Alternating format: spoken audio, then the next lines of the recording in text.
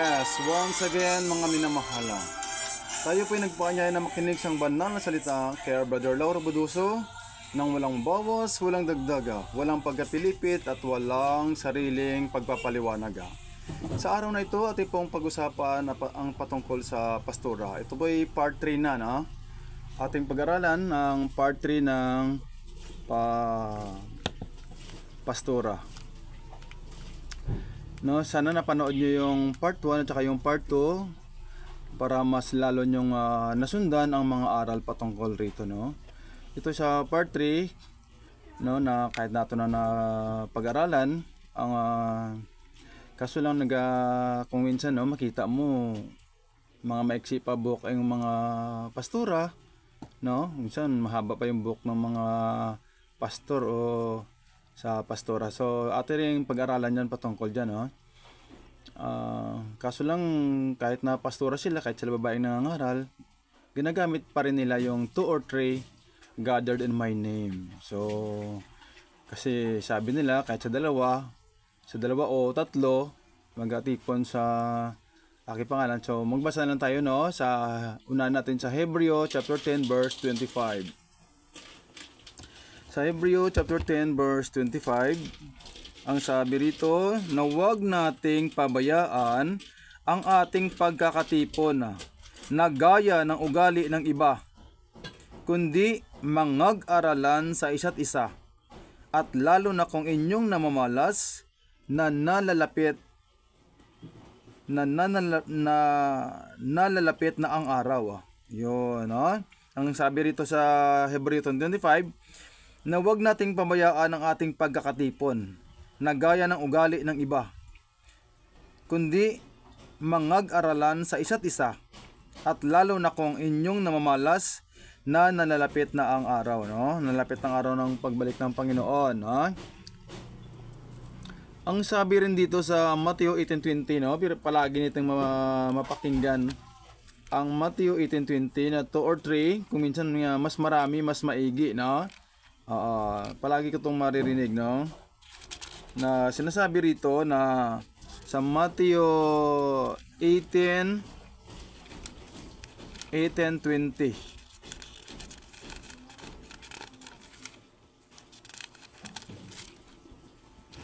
sapagkat kung saan nagkakatipon ang 2 o 3 sa aking pangalan, ay naroroon ako sa gitna nila. Ayun, ang Diyos ay nasa gitna. Kung magkakatipon ang 2 o 3 sa pangalan ng Panginoon, ay naroon ang Diyos sa gitna.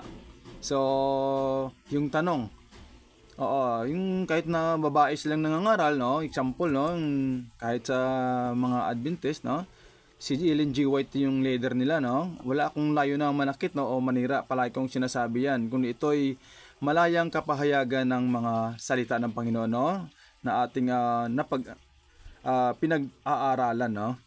Kaya ang sabi rito sapagkat kung saan nagkakatipon ang 2 o 3 sa aking pangalan, ay naroroon ako sa gitna nila, no. Kahit na babae silang nangangaral, pastora sila, no, ginagamit rin nila ito na nagkakatipon sila, no, sobra sila sa 3 o marami sila. Ang sabi nila, ang Diyos ay nasa gitna kung nagkakatipon sila sa pangalan ng Panginoon. So, pag nagkatipon ba yung tao na sa pangalan ni Jesus na ang Diyos ba yun nasa gitna kaagad? Kahit sa Exodus nga, no, mayroong nangyari, no, doon Old Testament sa Exodus. Magkuha tayo doon ng background, no, ang nangyari, no, sa Exodus 17 verse 7. No, kasi ang mga taga-Israel to sa Exodus 17:7, ang sabi rito, at tinawag nila ang pangalan ng dakong yaon na Masa at Meriba, dahil sa pakikipagtalo ng mga anak ni Israel, at dahil sa kanilang tinukso ang Panginoon, na kanilang sinasabi, ang Panginoon ba'y nasa gitna natin o wala? Yan, kahit alam na nila na ang Panginoon ay nasa gitna nila, pero tinutukso pa rin nila ang Panginoon na sinasabi, nasa gitna ba talaga natin ang Panginoon?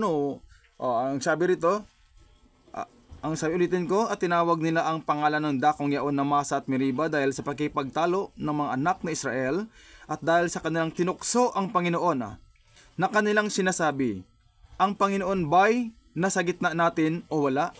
Yan, kahit alam nila na ang Panginoon ay nasa gitna nila, nakasama nila ang Panginoon dahil sa mga tanda at kababalaghan, tinutokso pa rin nila ang Panginoon.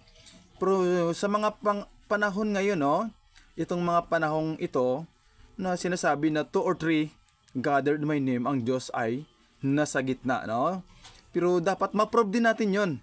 Paano natin i-prove 'yon? Kasi doon yung sa mga taga-Israel, kahit na-prove na nila na maraming kababalaghan na nangyari doon, Alam na nila na ang Diyos ay kasama nila. Pero tinutokso pa rin nila na sinasabi, nasa gitna ba natin ang Panginoon o wala? Ayun. Pero sa atin nga sa panahon ngayon, malaman natin kung ang Diyos ay kasama natin. Kung sa 2 John 9. Ayun. Hindi kay 2 or 3 gather my name, ang Diyos ay nasa gitna. Ganun na kaagad. Oo, dapat malaman din natin yon. Kung ito sa 2 John 9. Sa 2 John 9.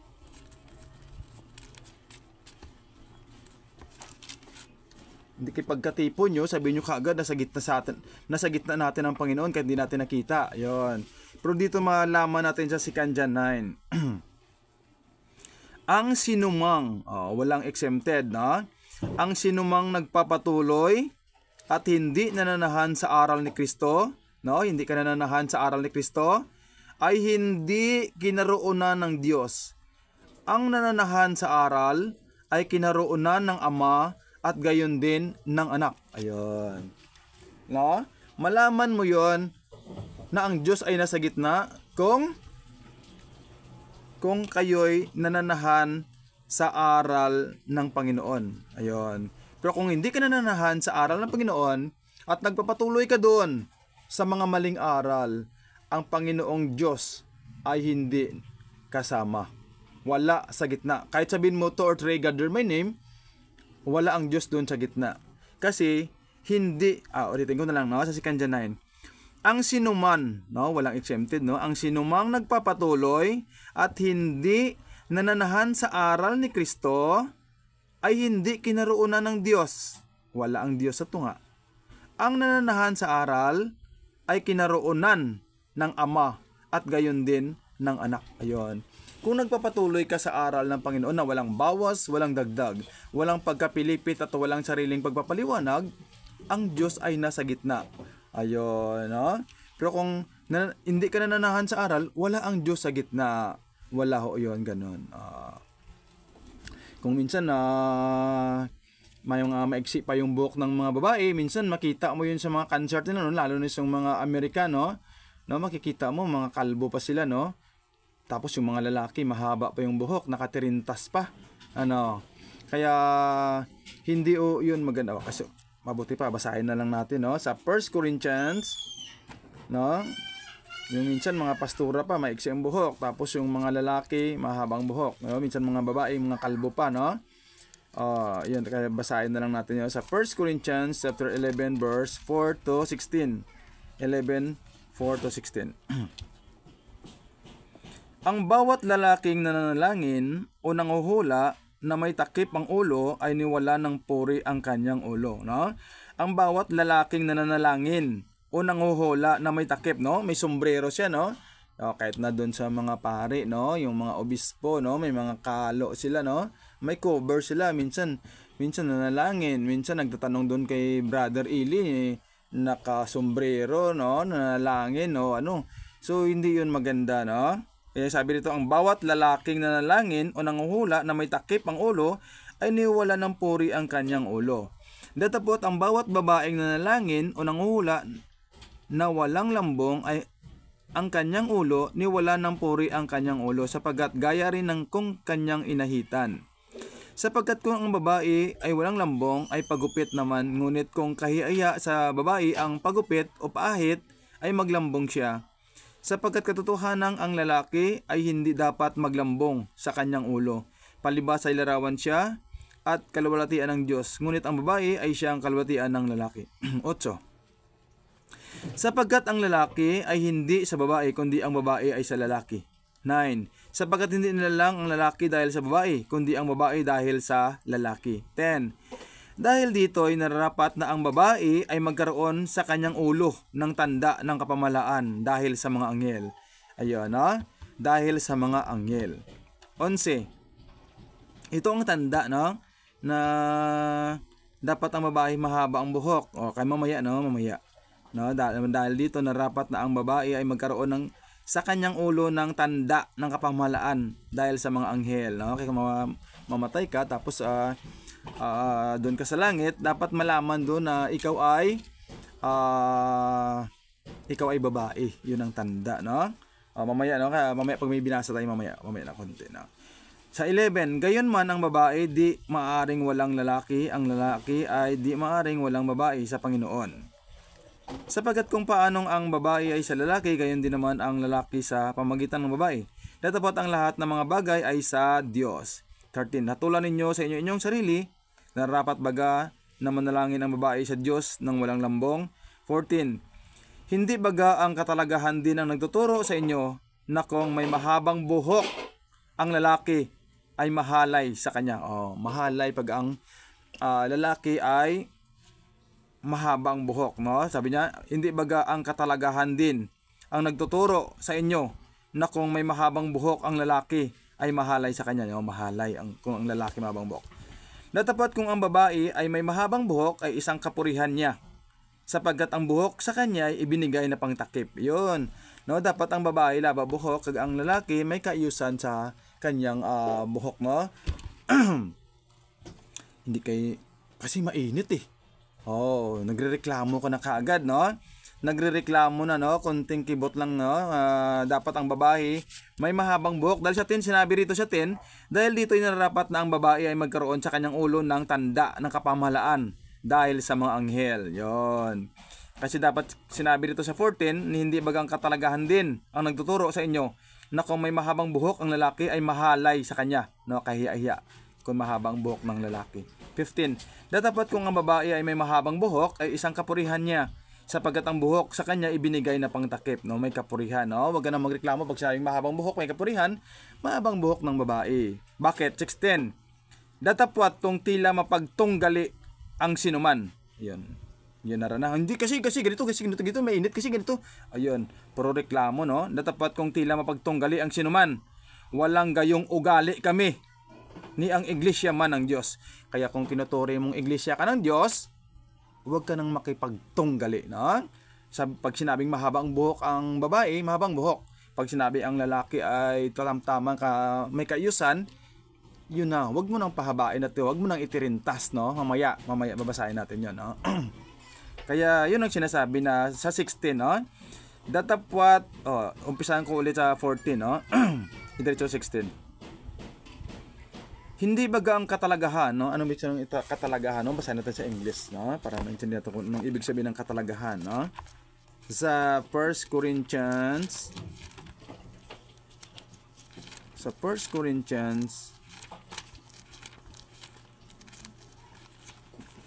chapter 11 verse 14 to 16. Doth not even nature, ang nature, no? Itself teach you that if a man have long hair, it is a shame unto him. Yun, nakakahiya, no? 15. But if a woman have long hair, it is a glory to her, for her hair is given for a covering. 16. But if any man seem to be contentious, we have no such custom, neither the churches of God. Ayun, no? Hindi kasi ganito yun eh. Babasahin ko sa 14 diretso ng 16, no? Hindi baga ang katalagahan, ang nature, din ang nagtuturo sa inyo na kung ang mahabang buhok ang lalaki ay mahalay sa kanya. 15. Datapat kung ang babae ay may mahabang buhok ay isang kapurihan niya, sapagkat ang buhok ay sa kanya ibinigay na pangtakip. 16. Datapwat kung tila mapagtunggali ang sinuman, walang gayong ugali kami ni ang iglesia man ng Diyos. Kaya kung iglesia ka ng Diyos, pag babae ka, no, huwag ka nang makipag no, contention, no? Huwag ka nang makipagdebate pa o huwag ka nang magreklamo, no? Na kasi ganito bro, no? Ganito 'yon, no? No. O, kita mo pag mahabang buhok niya, no, babae, no? Napakahinin niya tignan. Oh, kita mo nung bata pa ako, palagi kong marinig 'yan, no? Na pag mahabang buhok niya, maganda yung buhok niya, no? Ayun. At sinabi kasi sa 14 na dahil dito ay nararapat na ang babae ay magkaroon sa kanyang ulo ng tanda, no? Tanda. Oh, kasi babalikan natin 'to mamaya eh. No? At tanda ng kapamahalaan dahil sa mga anghel. Yan. Tignan natin mamaya, no? Pag-usapan natin mamaya ng konti. Sa 2 Timothy chapter 2 verse 9. Ayan. 2 Timothy.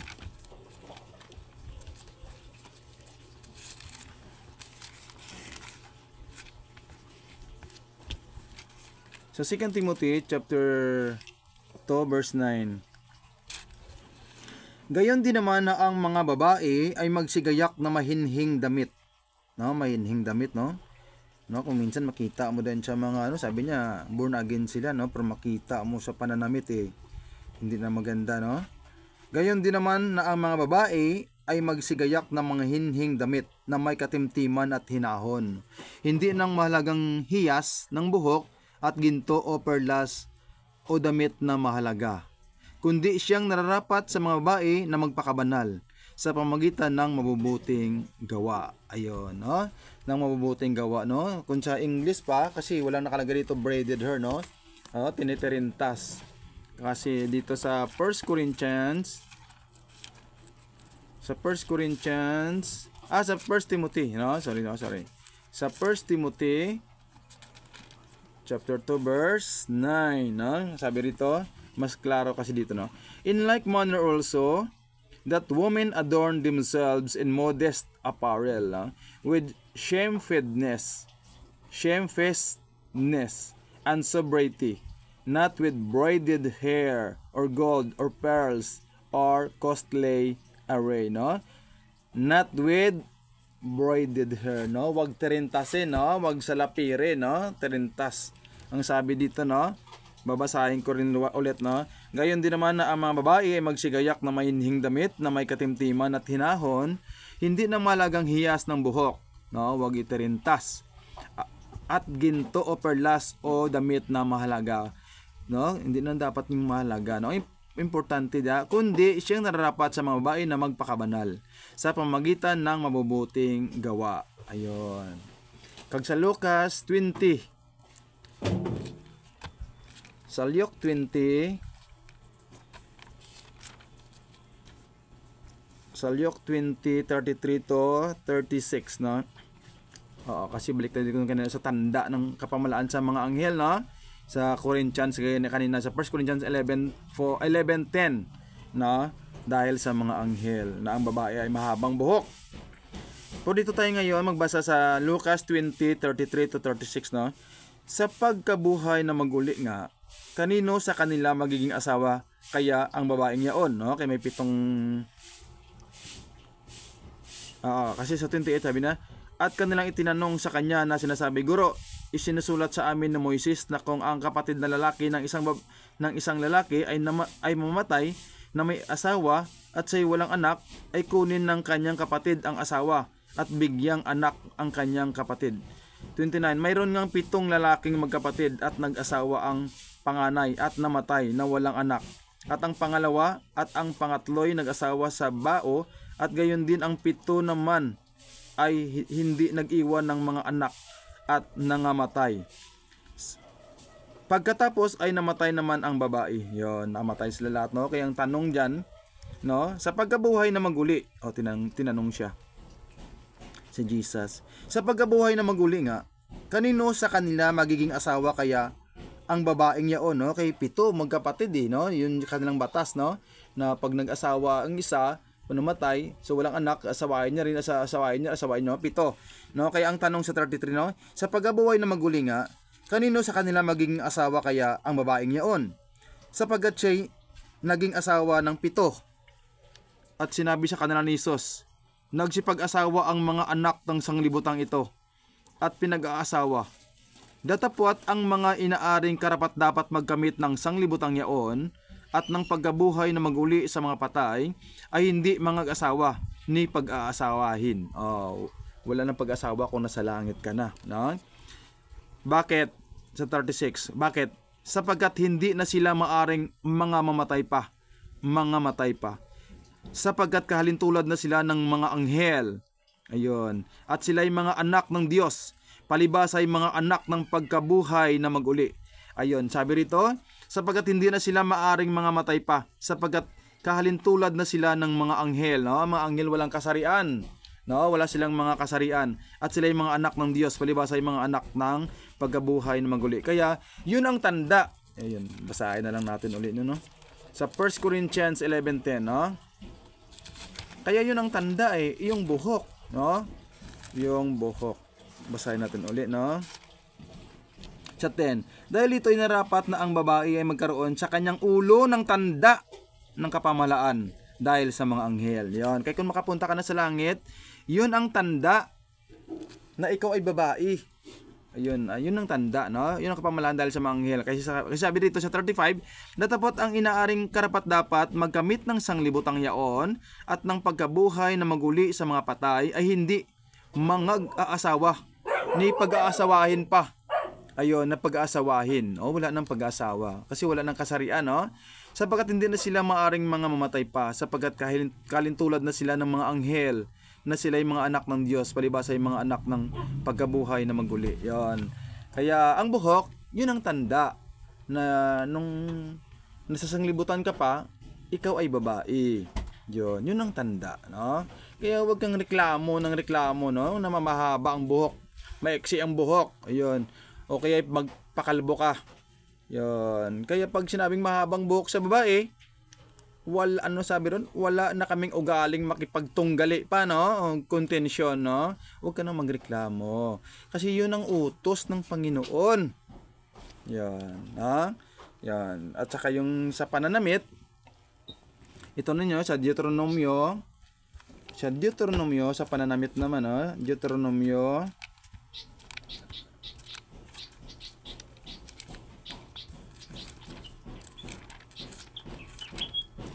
Deuteronomy 22 verse 5. Ang babae ay huwag mananamit ng nauukol sa lalaki, ni ang lalaki ay magsusuot ng pananamit ng babae, sapagkat sino mang gumagawa ng mga bagay na ito ay karumaldumal sa Panginoon mong Diyos. Yon. Kaya kung babae ka o lalaki ka, huwag kayong magpalitan ng mga damit, no? No, kaya pag lalaki ka, huwag mong suotin ng damit ng mga babae, o babae ka man, huwag mo suotin ang pananamit ng mga lalaki. Doon din tayo sa 1 Timothy chapter 2 verse 9. Balik din tayo doon sa 1 Timothy. No, tayo po yung sabi rin doon kanina sa Hebreo 10:25 na tayo mag-aralan, no? Dahil ang Panginoon ay malapit na, no? Sa 1 Timothy chapter 2 verse 9 and 10.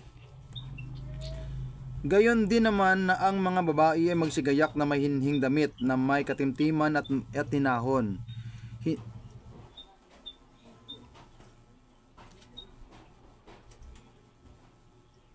Ayan. Ganito din yan. Gayon din naman na ang mga babae ay magsigayak na mahinhing damit na may katimtiman at hinahon, no? Hindi na mahalagang hiyas ng buhok at ginto o perlas o damit na mahalaga. Kahit hindi na mahalaga yung damit mo, no? Dapat, ang sabi rito, gayon din naman na ang mga babae ay magsigayak, no? Magbihis ng mahinhing damit, no? Kahit na hindi na mahalaga. Oo. Magsigayak ng mahinhing damit na may katimtiman at hinahon.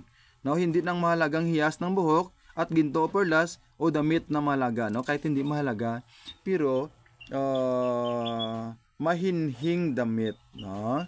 Mahinhing damit, kundi siyang nararapat sa babae na magpakabanal sa pagitan ng mabubuting gawa. Ayan. Sa 2 John 9,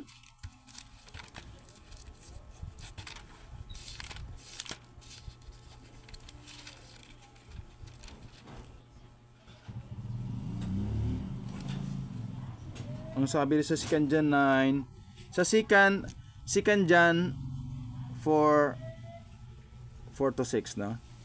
Ako'y lubang nagagalak sa aking nasumpungan ang ilan sa inyong mga anak na nagsisilakad sa katotohanan ayon sa ating tinanggap na utos sa Ama.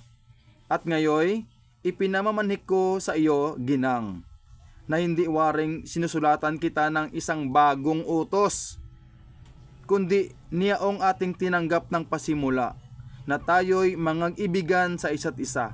Size. At ito ang pag-ibig, na tayo'y magsilakad ayon sa kanyang mga utos. Ito ang utos, na tayo'y magsilakad sa kanya, gaya ng inyong narinig ng pasimula. Ayun. No? Na ang mga babae ay magsitahimik sa mga iglesia, no? Na mahinhing damit, mahaba ang buhok, na mahinhing damit, no? At mahabang buhok, no? Dahil yun ang tanda ng kapamalaan dahil sa mga anghel na kung sa langit ka, no? Diyan pa lang sa simpleng utos ng Panginoon, hindi mo kayang gawin. Ha? Hindi mo kayang gawin na magpahaba ng buhok. Oh, yun bang sabi kanina, no? Kaya ulitin ko itong binasa natin sa 2 John 9 muna, no? Sa 2 John 4-6, no? Ako'y lubhang nagagalak sa aking nasumpungan ang ilan sa iyong mga anak na nagsilakad sa katotohanan ayon sa ating tinanggap na utos sa Ama. At ngayoy, ipinamamanhik ko sa iyo, ginang, na hindi waring sinusulatan kita ng isang bagong utos, kundi niyaong ating tinanggap ng pasimula, na tayo'y mangag-ibigan sa isa't isa. At ito ang pag-ibig, na tayo'y magsilakad ayon sa kanyang mga utos. Ito ang utos, na tayo'y mangagsilakad sa kanya, gaya ng inyong narinig ng pasimula. Yon. Yung narinig nyo, no, doon sa part 1 at saka yung sa part 2 at ito sa part 3, no, na ang mga babae ay tumahimik sa mga iglesia, no, hindi nararapat na magpuno, no. Kaya doon kanina sa Corinthians ba, no, kasi makipagtunggali pa yun, no. No, ang sabi rito sa 14-16, kahit sa buhok man lang, no, makipagtunggali ka pa, no. Sabi, hindi baga ang katalagahan din ang nagtuturo sa inyo na kung may mahabang buhok ang lalaki ay mahalay sa kanya, no. Hindi man yun sa sinasaway ng kanyang pastura, no. Hindi alam, no, dahil hindi din yan masaway, no, o kaya kanya ng kanyang pastor, no, ang isang lalaking mahabang buhok, no. Sabi rito, hindi baga ang katalagahan din ang nagtuturo sa inyo na kung may mahabang buhok ang lalaki ay mahalay sa kanya, no, kakahiya. 15, datapat kung ang babae ay may mahabang buhok ay isang kapurihan niya, sapagkat ang buhok sa kanya ibinigay na pangtakip. Sa 10 ba, di ba? Dahil sa ito'y nararapat na ang babae ay magkaroon sa kanyang ulo ng tanda ng kapamalaan dahil sa mga anghel, no? Dahil katulad ito sa mga anghel kung nasa langit ka na, no? Kaya ang sabi sa 16, datapat kung tila mapagtunggali ang sinuman, ayun, makipagtunggali ka pa, no? Hindi kasi buhok ko no, mainit no? Walang gayong ugali kami ni iglesia man ng Diyos. Kaya kung iglesia ka man ng Diyos, no, dapat hindi ka na makipagtunggali, no? Wag ka na, pag sinabing wag mong tirintasin ang buhok mo, wag mo nang tirintasin kasi mahalay yan sa harapan ng Panginoon, no? Yung pananamit mo, yung buhok mo, kaya, no? Kaya tapos sabihin mo, 2 or 3 gathered in my name, I am in the midst. Kasi nag-aral ka rin, no? Sa Hebreo 10:25. Kasi sabi dun, balik natin doon. Hebreo 10:25. Andito kagad, no? No, wag ninyong pabayaan ang ating pagkatipon. No, hindi namin pinapabayaan, no? Kaya nagtitipon kami. Kahit pastura ako, kahit babae akong nangangaral. Hindi gayon, no? No, wag ninyong pabayaan ang ating pagkatipon na gaya ng ugali ng iba, kundi mangag-aralan sa isa't isa, at lalo na kung inyong namamalas, nalalapit na ang araw. Yun ang araw ng Panginoon, no? The day of the Lord. Ayun. Kaya atin din pinag-aralan ito, no? At saka sabi ng Panginoon na walang ugali kami, no, ang iglesia man ng Diyos, no? Pag sinabing mahabang buhok ang babae, yon. Pag sinabing lalaki ay may kayusan ng buhok, wag mahaba dahil nakakahiya, mahalay, Yun, pag sinabing wag embroidered hair, no, ang lalaki mahaba pang buhok, no, at saka nakatirintas pa. Yun, hindi yun maganda sa harapan ng Panginoon. At saka pananamit, wag kang manamit ng naukol sa babae, o ang babae wag naukol sa, tapos ang galing-galing mo manalangin, no? Kahit magaling ka pa manalangin, ang sabi rito sa Proverbs, no, kahit ang galing-galing mo manalangin, no, wala pa rin kabuluhan. Kaya sabi niya dito sa Proverbs 28:9, siyang naglalayo ng kanyang pakinig sa pakikinig ng kautusan. Yun, mga kautusan to ng Panginoon. No, wag mo sabihin hindi to kautusan ng Panginoon. Maging ang kanyang dalangin ay karumal-dumal. Ayun, kung sabi dito sa 28:9 ng Proverbs, siyang naglalayo ng kanyang pakinig sa pakikinig ng kautusan, no? Kaya hindi ka mag-Bible study, no? Gusto mo prayer request lang, no? Kahit mag-prayer request ka pa na mag-prayer diyan, no? Kung hindi ka naman naayon sa kautusan ng Panginoon ang mga aral mo, no? Maging ang kanyang dalangin ay karumal-dumal, no? Hindi yun tatanggapin, no? Kaya hindi yun tatanggapin ng Panginoon. Kasi sabi kasi sa Kawikaan pa rin, no? Hindi yun, no? Kahit sabi mo 2 or 3 gathered in my name, wala ang Diyos sa gitna, no? Kasi hindi ka nagpapatuloy doon sa aral. Sa Kawikaan 16 verse 5, bawat palalo sa puso ay kasuklam-suklam sa Panginoon. Bagaman maghawakan sa kamay, walang pagsalang parusa, no? Minsan naghahawakan pa ng kamay pag nagpray, no? No, pray, maghawakan tayo ng kamay. Walang pagsalang parurusahan ng Panginoon. Ulitin ko sa Proverbs 16 verse 5. Bawat palalo sa puso ay kasuklam-suklam sa Panginoon. Bagaman maghawakan sa kamay ay walang pagsalang parurusahan, no? Hindi 'yon pakikinggan ng Panginoon. Dito rin sa panaghoy, no, sa last verse na ating pag-usapan, no, sa ating pinag-aralan.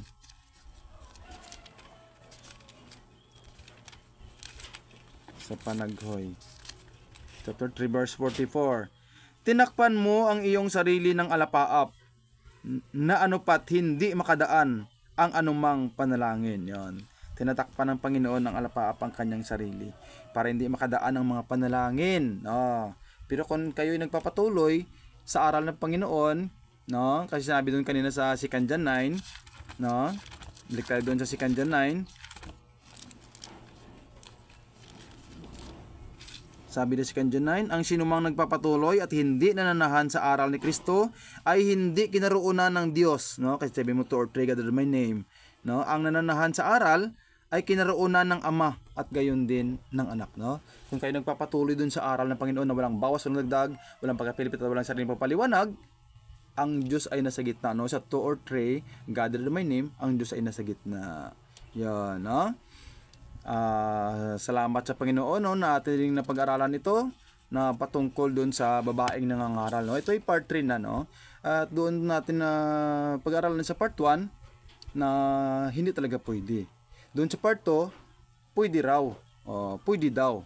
Kaya ating binasa, no, halos lahat ng mga batayan na pwede daw, no, na pwede daw ang babaeng mangangaral dahil nagsasalita din ng salita ng Panginoon. Yon, po hindi talaga pwede yon, no? Ang mga basihan hindi talaga yon, no? Maling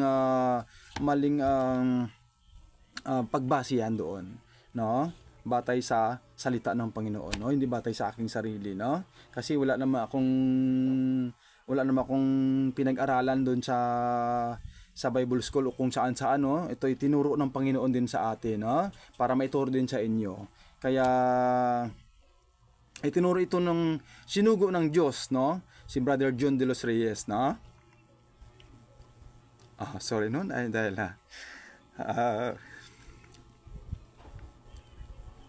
akin lang pong naalala, no? Sorry, si Brother John de los Reyes, no? Kung di ako magkamali, kilala yun eh. Sorry po. Okay. Praise the Lord, no?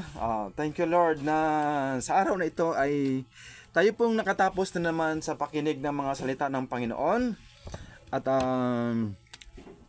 by the Church of Jesus Christ, the Lord and Savior, the Remnant, ang nagsasabi, God bless everyone. God bless Philippines. Always smile and always remember, Jesus loves us.